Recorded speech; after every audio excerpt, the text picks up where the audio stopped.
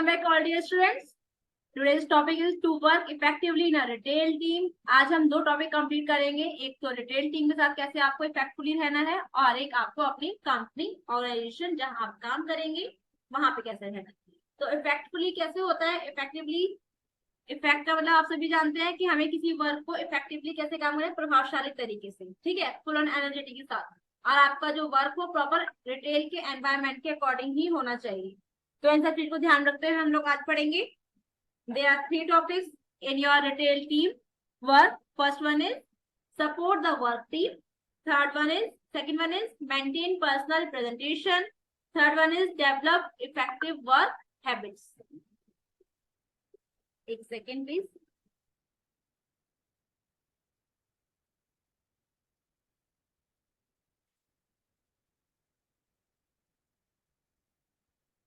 So performance criteria में first point है आपका display courteous and helpful behavior at all the time.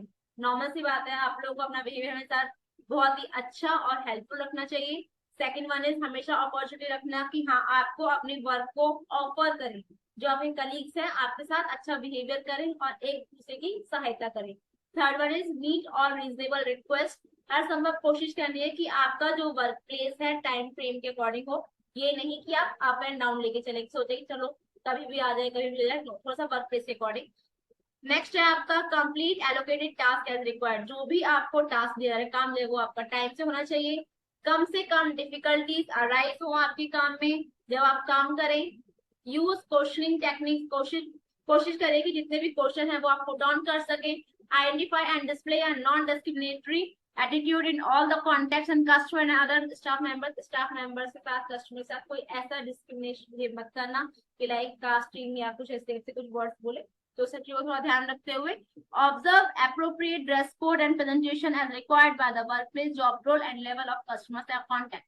Maintain personal presentation, हम normal सी बात है, आप लोग किसी भी कंपनी में है कहीं भी है, एक से आपका टॉपिक मिस तो नहीं हुआ ना। हाँ, पहले वर्किंग सा सपोर्ट था। Second one is maintain personal presentation, आपको अपने आप को ड्रेस कोड के अकॉर्डिंग प्रॉपर मेंटेन रखना है, प्रेजेंटेबल रखना है, ड्रेस कोड होना चाहिए। And follow personal hygiene procedures and according to the organizational policy and relevant legislation. आपका प्रॉपर हाइजीन के अकॉर्डिंग मेंटेन रहना चाहिए आप लोगों को सभी को। अब थर्ड टॉपिक है आपका डेवलप इफेक्टिव वर्क हैबिट्स। अब आपको डेवलप कैसे करनी है effective work habits, interpret confirm and act on workplace information instructions and procedures related to the work particular task. जो भी काम दिया गया उसके बारे में सारी क्वेरीज पूरी करना, उससे रिलेटेड सारे वर्क को कंप्लीट करना, उसके रिलेटेड सारे इंस्ट्रक्शंस को फॉलो करना। Next one is interpret, confirm and act on legal requirements in regard to anti-discrimination, harassment and bullying. कोई भी आपके स्टाफ मेंबर्स में एक दूसरे को बुलिंग ना करे, हैरेसमेंट ना करे एंड डिस्क्रिमिनेशन ना हो, इसको भी ध्यान रखना चाहिए आपको हमेशा वर्क हैबिट्स में। And ask question to seek and clarify work place information, हमेशा अपने वर्क को क्लैरिफाई रखें और अपने इंफॉर्मेशन को भी हमेशा अवेयर रखें। Plan and organise daily work to routine within the scope of job role, आपको जो भी काम दिया जाए उसे प्रॉपर डेली वर्क को ऑर्गेनाइज वे में रखा जाए।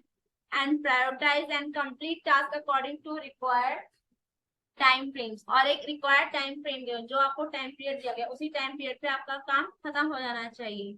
Identify work and personal priorities and achieve a balance between competing priorities, हमेशा पहचान लेना चाहिए कि जो खुद की आप जो भी काम करें, दो काम हो सकते हैं। एक काम हो सकता है आपका क्या कि आपको आधे घंटे में खत्म करना है, एक काम आपको मैंने कल दिया था कि आपको आज शाम तक खत्म करना है, तो कौन से काम की प्रायोरिटी होगी, जो हमें 30 मिनट्स में सबमिट करना है। नॉर्मल सी बात है, हम लोगों को जिस चीज की प्रायोरिटीज पहले होगी उसे हम पहले कंप्लीट करेंगे, देन जाके अपना इवनिंग वाला वर्क खत्म करेंगे।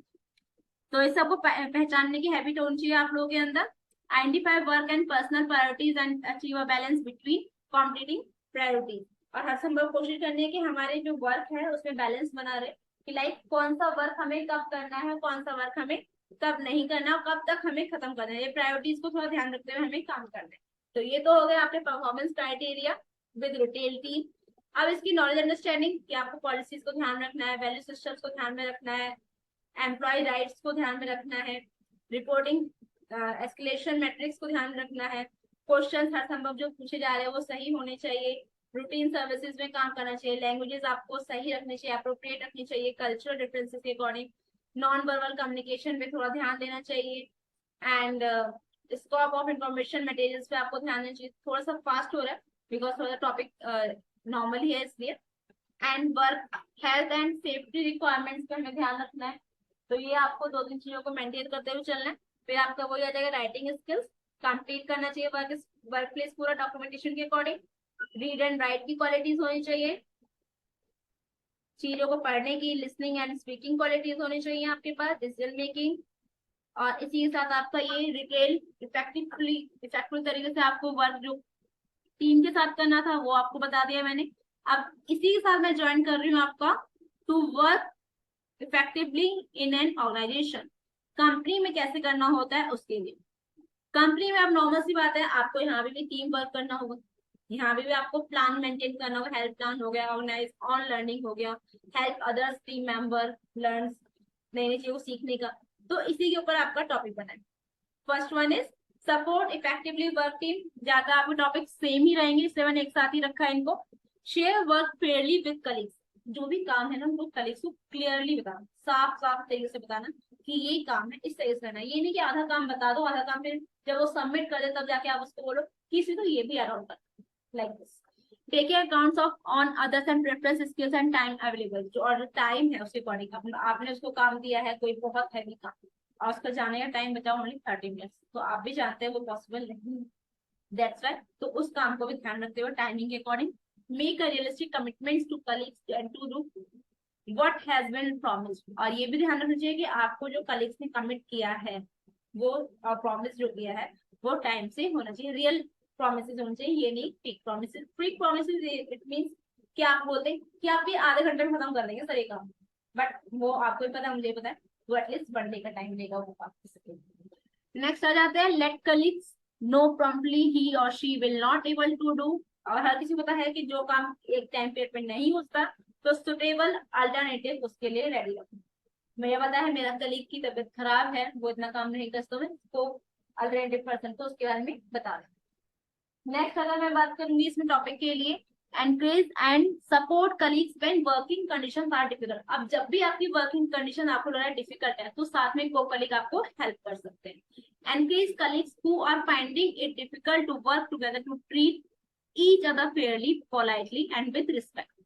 आपको पता है साथ वाला पर्सन कलीग को मेंबर आपके साथ हेल्प मतलब कुछ वर्क करने में कम उसे डिफिकल्टीज आ रही है तो उसको हेल्प करना, सजेस्ट करना और पोलाइटली तरीके से रिस्पेक्ट के साथ। ये नहीं कि लाइक उसे कुछ समझ नहीं आ रहा है तो आप उसको थोड़ा सा डिमोटिवेट करते हैं, ऐसा नहीं करना। हर समय कोशिश करने की वो हमेशा मोटिवेट होकर आपके साथ काम करने में कोशिश करें।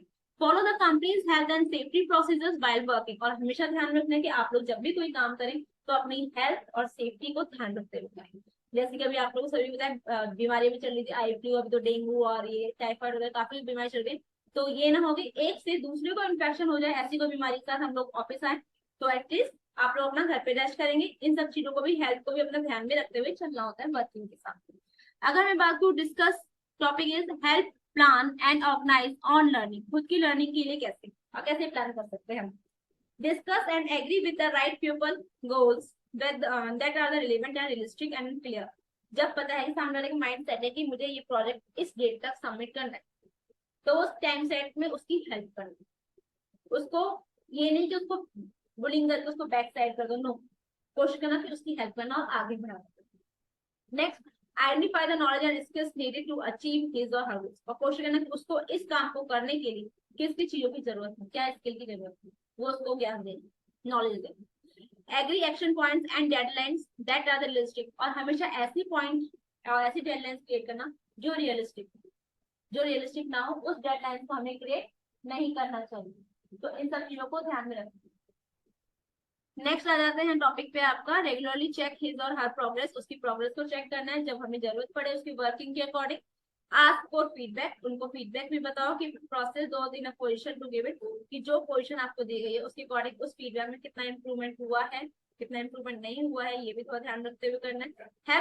अब हेल्प अदर्स लर्न, अब आपने औरों से क्या सीखा, क्या सीख सकते हो आप औरों की मदद से। एनकरेज कलीग्स, कलीग्स को एनकरेज करना, वर्क रिलेटेड इन्फॉर्मेशन के बारे में बताना, एडवाइस देना, सजेशन देना, नोटिस करना जब कोई कलीग डिफिकल्टीज परफॉर्मेंस में के टाइम पे, टाइम प्रेशर के टाइम पे कैसे काम कर रहा है उसको ध्यान में देखते हुए काम करना। 14, give clear, accurate and relevant information and advice relating to task and procedures. उनको proper task के regarding क्या उनको accurate information चाहिए, क्या clearance चाहिए, वो सबको थोड़ा सा ध्यान रखते हुए बताना. Next, explain and demonstrate procedures clearly. Accurate in a logical sequence. Logical sequence में आपको कोई चीज बताना सीरीज में कि हाँ कौन सा वर्क कहाँ पे और कैसे होता है उसके लिए. नेक्स्ट अगर मैं बात करूँ, encourage colleagues to ask questions if they don't understand the information and advice given to them. और जब कोई कलीग कोई बात को नहीं समझ रहा है तो उसको बताना कि आपको इस तरह से प्रॉब्लम आ रही है, तो मैं आपको इस तरीके से समझाता हूँ, इस तरह से एडवाइस दूँ. ठीक है. Give colleagues opportunities. हमेशा कोशिश करना है कि जो प्रैक्टिस करे वो न्यू स्किल्स की, नई नई टेक्निक्स की, कंस्ट्रक्टिव फीडबैक की कोशिश करे और अपने आप को इम्प्रूव करे. हेल्थ, सेफ्टी, सिक्योरिटी को तीनों को कॉम्प्रोमाइज किए बिना एक दूसरे की हेल्प करने से हम बहुत कुछ सीखते हैं सब.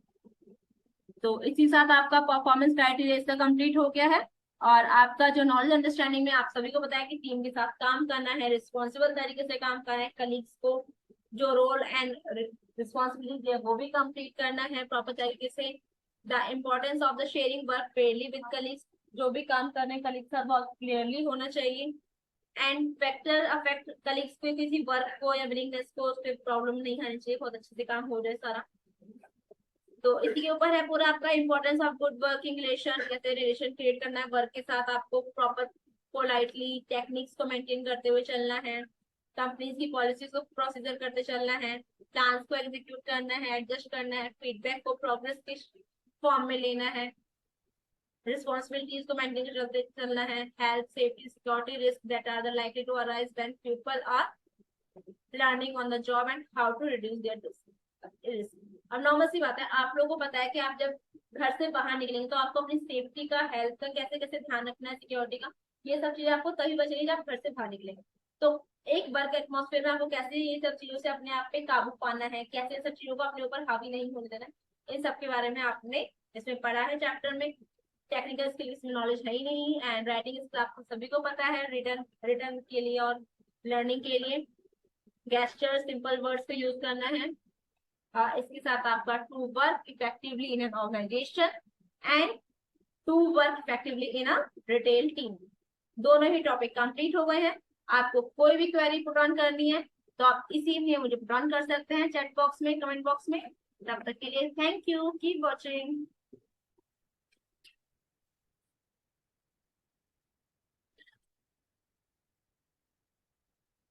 Hello my dear students,